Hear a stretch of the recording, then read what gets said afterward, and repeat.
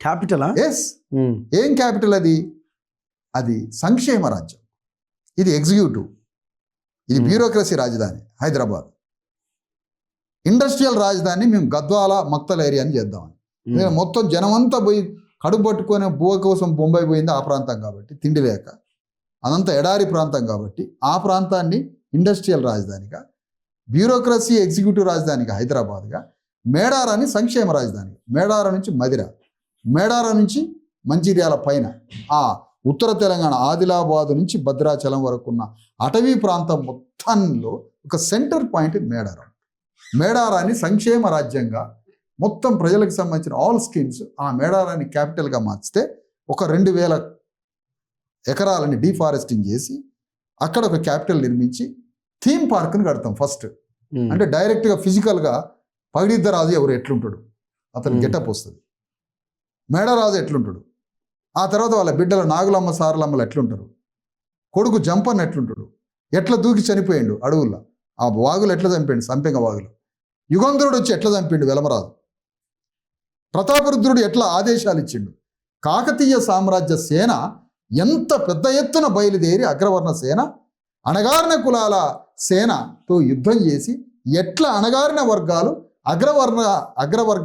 వర్గాలు ఎట్లా అణగారిన వర్గాలను చంపేసినాయో ఆ యుద్ధ సన్నివేశాలని ఒక పెద్ద థీమ్ పార్క్లో తయారు చేస్తాం.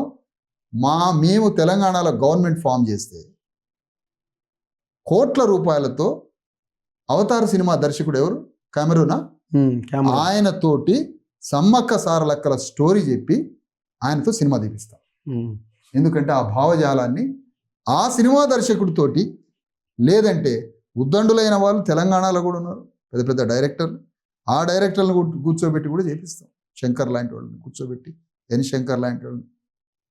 అంత పెద్ద స్టోరీ ఇది. ప్రపంచ చరిత్రలో ఒక దగ్గరికి అంటే దుఃఖపడి ఏడ్చినటువంటి మా అమాయక ప్రజలు సమ్మక్క వస్తుంది. ఆనాటి జ్ఞానం, ఆనాటి అమాయకత్వం, విద్య లేని నిరక్షరాస్యులైన ఎలాంటి సామాజిక జ్ఞానం లేనటువంటి అమాయక ప్రజలు ఏడ్చి దుఃఖపడి క్రమంగా అక్కడనే ఏడ్చుకుంటూ ఓ ముద్ద అన్నం తిని అంత కలుసారల్లాగా అట్లా అనిపోయిన వాళ్ళు చివరికి అది ఒక పెద్ద జాతరై తిరునాళై అది ఒక పెద్ద ఉత్సాహంగా తాగి తిని ఆనందంగా ఎగిరి దూకి వస్తున్న నా ప్రజలు ఎవరైతే ఉన్నారో అమాయక బీసీ ఎస్సీ ఎస్టీలు, వీళ్ళు సంకల్పం తీసుకోండి, పగా ప్రతీకారాలు తీర్చుకోండి.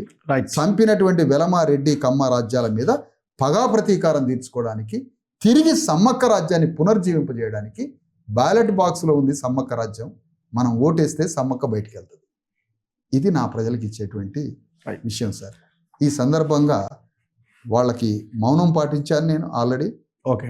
ఈ కార్యక్రమంలో ఒక నిమిషం కూడా మీ దగ్గరకు వచ్చే ముందు మౌనం పాటించడం జరిగింది. ఈరోజు మన భక్తులు సైనికులుగా మారి ఒక సంకల్పబద్ధులై ఈరోజు ఉపవాసం ఉండాలని కోరుతాను. ధన్యవాదాలు. Thank you very much. So ఇది సమ్మక్క సారక్క అసలు చరిత్ర. ఖచ్చితంగా ఆ దిశగా మనం ప్రయాణం చేయాల్సిన అవసరం ఉంది, ఆ దిశగా ఆలోచించాల్సిన అవసరం ఉంది.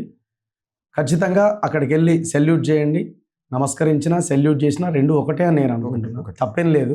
సో కాకపోతే మన రాజ్యం రావడానికి మీరు ఒక శబదం లాంటి ప్రయత్నం చేయండి, ఆ విధంగా చేయండి. మీరు ఏ రకంగా భావించినా పర్వాలేదు. సో ఆ దిశగా మీరు అన్నం పెట్టినప్పుడన్నా ఆ నిర్ణయం తీసుకొని ఆ నిర్ణయం తీసుకుంటే భక్తుడే సైనికుడు అవుతాడు ఆటోమేటిక్గా. అంతే. ఆ ఒక్క మాట మనసులో, అమ్మ నాకు సిరి సంపదలు ఇయ్యమ్మా, నాకు బిడ్డలు ఇయ్యమ్మా, పిల్లలు పుట్టలేదు, వీటన్నిటికన్నా ముందు నీ రాజ్యం తీసుకొచ్చి నీ పాదాల దగ్గర పెడతామని ప్రతి భక్తుడు అక్కడ సంకల్పం తీసుకోమని కోరుతుంది sir. Thank you very much. చూస్తూనే ఉండండి మన తొలి వెలుగు.